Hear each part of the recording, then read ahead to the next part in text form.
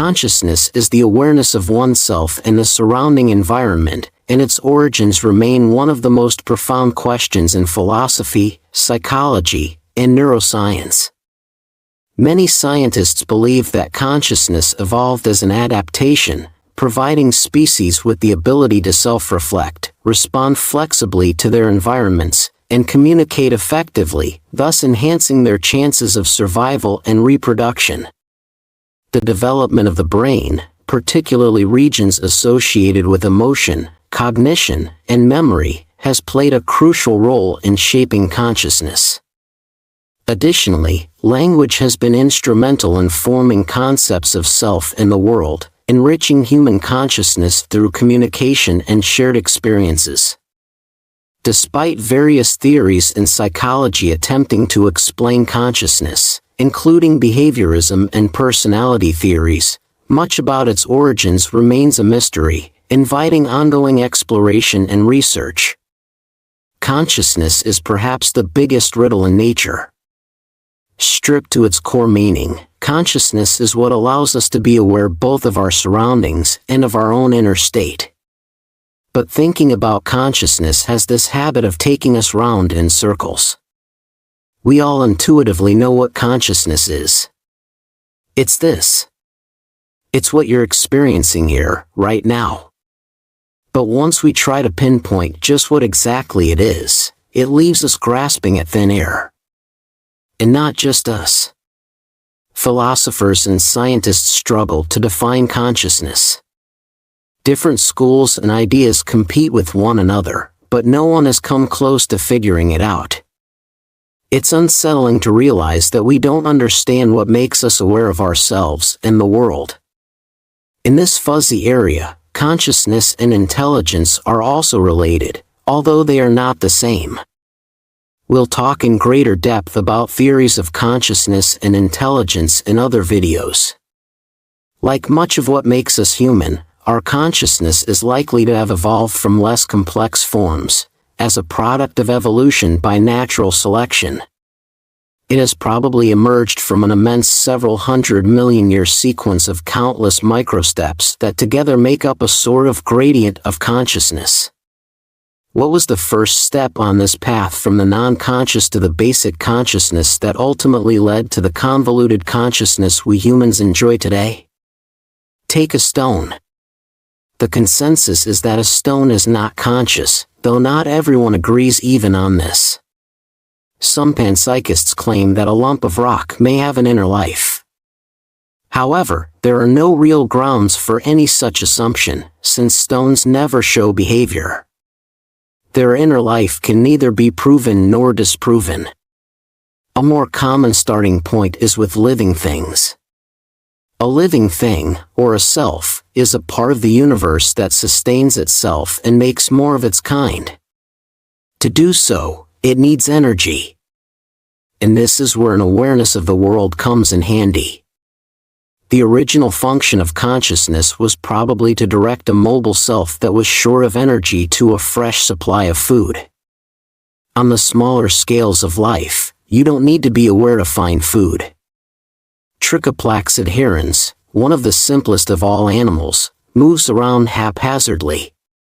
It slows down in the presence of food and speeds up in its absence. This is highly effective and makes the tiny creature spend more time where there is food than where there is not. But it never moves in a particular direction towards a particular target, and there's no need for it to be conscious of its environment. The first major step towards consciousness was probably taken when mobile selves started to move themselves directionally. Moving towards what was good for them, say food, and away from what was less good, say someone else who thought that they were food. Take Dogitia tigrina, a tiny worm known for its funny face. Sometimes the worm is hungry, and sometimes not. This means that when it moves, the worm self is not simply producing an automatic response to an external stimulus, but that its actions depend upon its inner physiological state. Whether it's hungry or sated. When it's just eaten, the worm is less energetic, but when starved for a while, it will move itself in the direction of tasty things. It uses chemoreceptors on its head to smell its environment and guide it in the direction where the scent of food is strongest. After finding and eating a meal, our warm buddy heads back to a dark, sheltered spot to digest it in safety, until it's hungry again. But animals that blindly follow their sense of smell don't have a concrete objective in view. They still lack any sense of where they are heading. So the next step on the ladder of consciousness is to add some perception at a distance. Like vision. Vision adds context and depth to our world. With vision comes a sense of the space we and our food exist in. It adds a whole new dimension to awareness and is a huge step towards more familiar consciousness. An optical apparatus like an eye enables us to visualize our goal and lock onto it. But even at this stage, a self is only able to pursue its food as long as it sees it. So the next logical step needs to happen on the inside. To visualize food in its absence, for example, a self needs to create some sort of inner representation of the world. Now an animal can continue looking for food, even when it escapes its sensory range.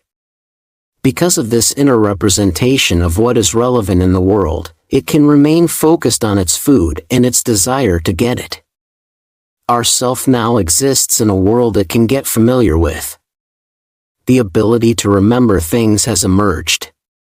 Thanks to memory, animals can be distracted from a pursuit for a few seconds, but quickly continue their path afterwards.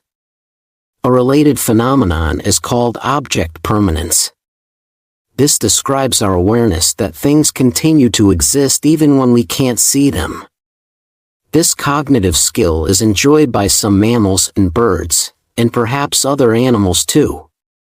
Human babies tend to develop this ability around the time they turn 8 months, while baby chickens show this ability within a day or two of being born.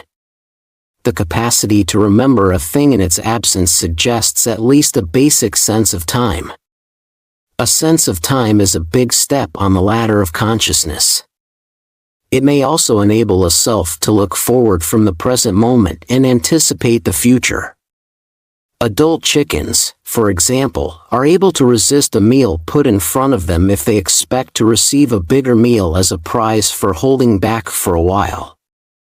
This sort of delayed gratification means there is an ability to visualize a reward that only exists in the future, which can be quite a challenge even for adult humans.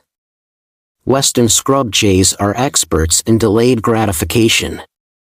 They show an even more elaborate sense of the future when they hide food in a cache to retrieve it at a later date. The scrub jays will even re-hide their food if they become aware that a potential thief has been watching them. This means that they know that there are other hungry selves out there who are aware and see the world from their own. Crafty scrub jays can sort of read the mind of their fellow birds. This ability to mind read is crucial for complex levels of consciousness. By putting yourself in the position of others, you can outsmart a rich competitor or empathize with a hungry friend. Language takes the ability to read minds and represent what is absent to a whole new level. Words enable us to construct hypotheses about the world, make detailed plans, and to communicate them with others.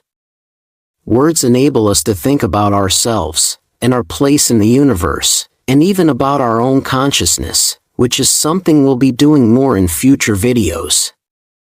So, what is the origin of our consciousness? It probably began as the directed motion of a hungry self towards a source of food, with the survival benefits this gave it over competitors that moved at random or not at all. It probably all started with the urge for more food. So even with the sophisticated consciousness that allows us to dream about space, build skyscrapers, or obsess about novels, it's not surprising that we can't stop thinking about where we'll get our next meal. Collectively, we've put so much thought and ingenuity into getting food, that we can now just get our food to come to us. With little conscious effort, This video is part 1 of a 3-part video series relating to big questions of life and the universe.